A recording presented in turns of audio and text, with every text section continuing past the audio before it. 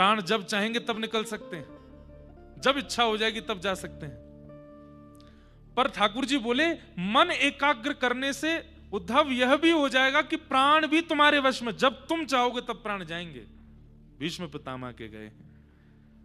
भीष्म पितामह ने विचार कर लिया कि जब तक श्याम सुंदर मेरे सामने आकर के खड़े नहीं हो जाएंगे और ऐसी स्थिति नहीं बन जाएगी ना वो हिले ना मैं हिलूं, तब तक मेरे प्राण नहीं जाने चाहिए। और वही बना।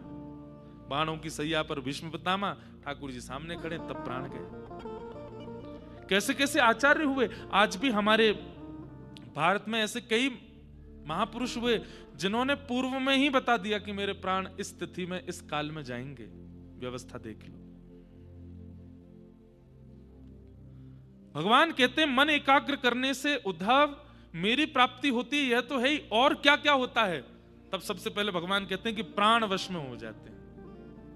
आप नहीं चाहोगे तो मृत्यु देवी बाहर खड़ी रहेगी, आपके प्राण ले नहीं सकती। और दूसरा,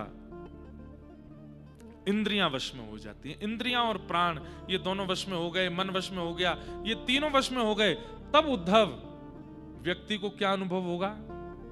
18 प्रकार की सिद्धियां उसके सामने खड़ी हो जाएंगी। उसको कोई साधन करने की आवश्यकता नहीं होगी। अब लोग बाग तंत्र मंत्र करते हैं, तंत्र मंत्र करने के बाद उनको सिद्धियां आती हैं, और सिद्धियां आने के बाद वो फिर कभी किसी का कुछ बता देते हैं कि किसी की कोई सिद्धि होती है, किसी की कोई सिद्धि होती है। मीराबाई ने कोई तंत्र मंत्र नहीं किया। अकबर रूप बदल करके आया, मीराबाई कीर्तन कर रही थी,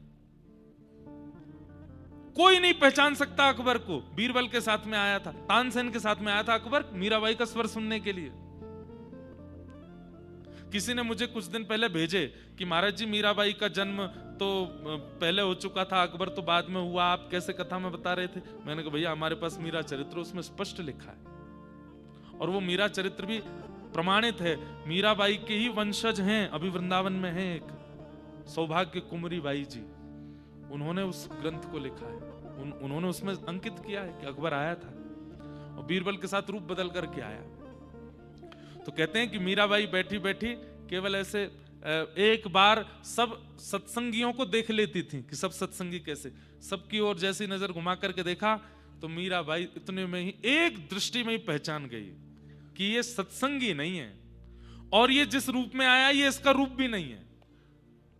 जब सत्संग पूरा हुआ तो सब लोग मीराबाई को प्रणाम करने लगे, बाई सा जा रही हैं। दूर खड़े थे अकबर और बीरबल,